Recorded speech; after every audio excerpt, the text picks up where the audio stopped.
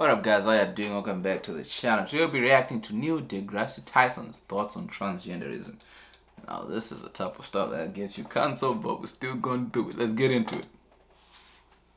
The left is militating against the advent of science. One of those areas is the area of transgenderism. The argument that is typically made by gender theorists is that gender is entirely separate from sex.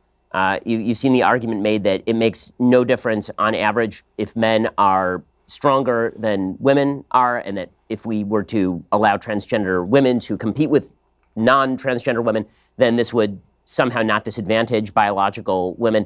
And this seems to me absolutely ascientific, that if we're actually going to have a discussion about gender and sex, that should be based in data, which suggests that mammals are in fact binary in terms of their sex, unless you have intersex birth defects typically, or genetic defects. I'm happy to opine on this. To opine? What does it mean to opine?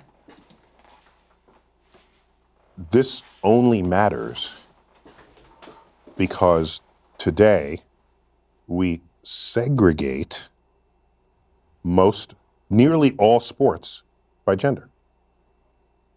Otherwise, why do you even give a shit? what someone identifies with?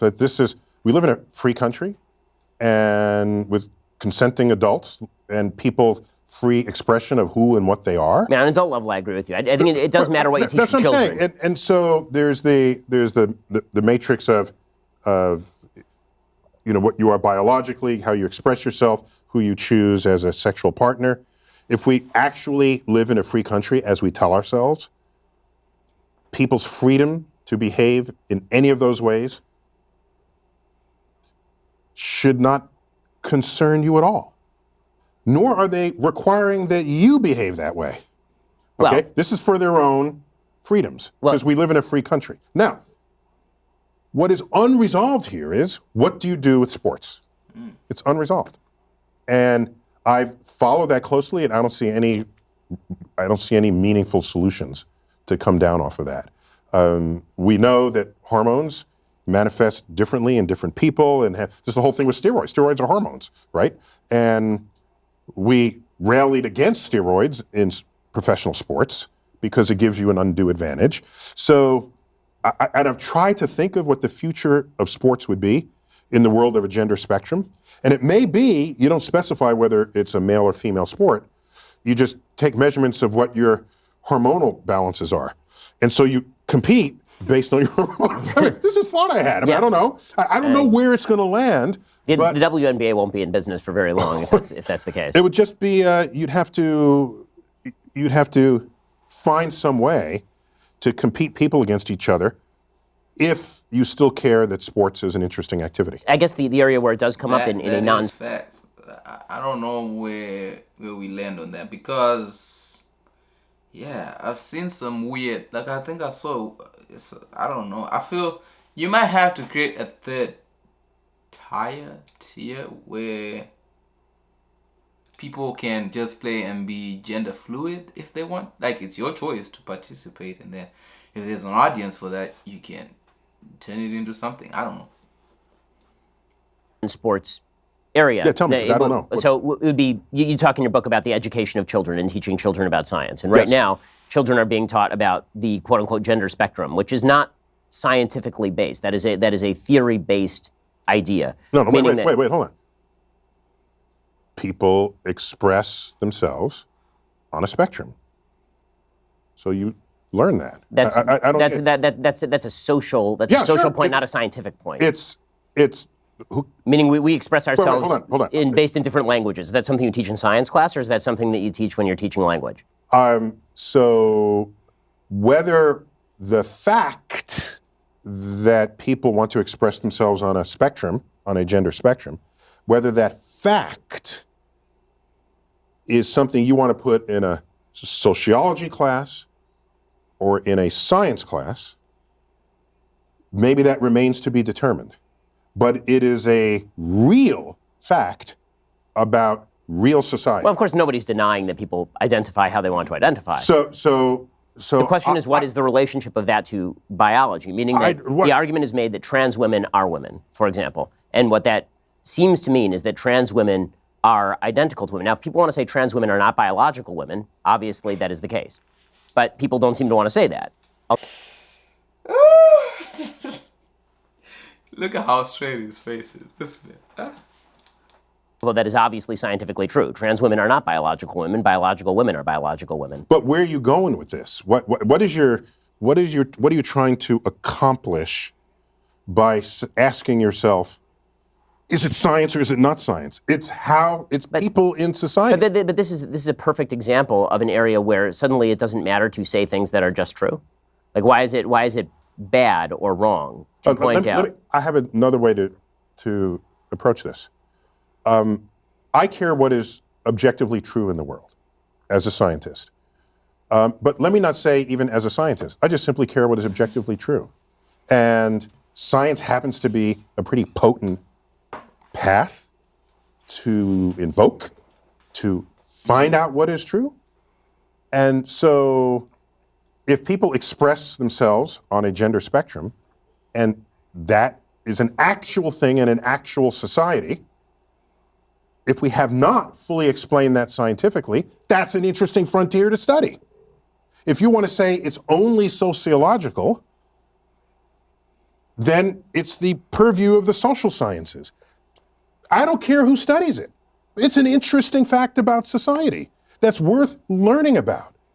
To fight someone and say, it's not biological, it's just your this, it's real and it's there. Well, because it's real because it manifests. But it is real because it manifests. But the question of how to classify manifestation is a scientific question. Meaning that, for example, there was a woman over at Brown University. Mm-hmm. She came out with a study that suggested that there was a phenomenon called rapid onset gender dysphoria, in which a member of a particular group would suffer from gender dysphoria, and this person's immediate peer group would suddenly have an onset of gender dysphoria. This paper was so controversial that Brown tried to pull it, and then was forced to reassign it later. You see this sort of treatment. That's a different question. What you're asking now is, are there some topics that should not be studied scientifically? Right. And is there some taboo? And Sam Harris speaks a lot about this. Yes. And I think the concern is, if you study some topic that's a hot button topic, and you bring scientific methods and tools to it, we don't trust, I'm interpreting here, I think we as a society don't trust that people in charge in a free country won't try to legislate something that will constrict people's freedoms in the face of that information. I think that's the fear.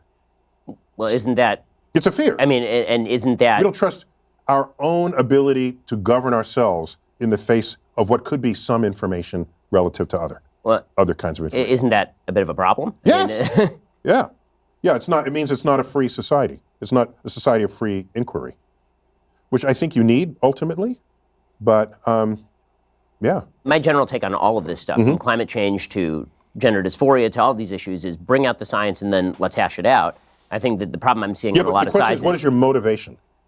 Why? Right. Why does that matter? It matters because if you have political power, you could end up creating legislation that subtracts freedoms from people who previously were enjoying the same freedoms as you.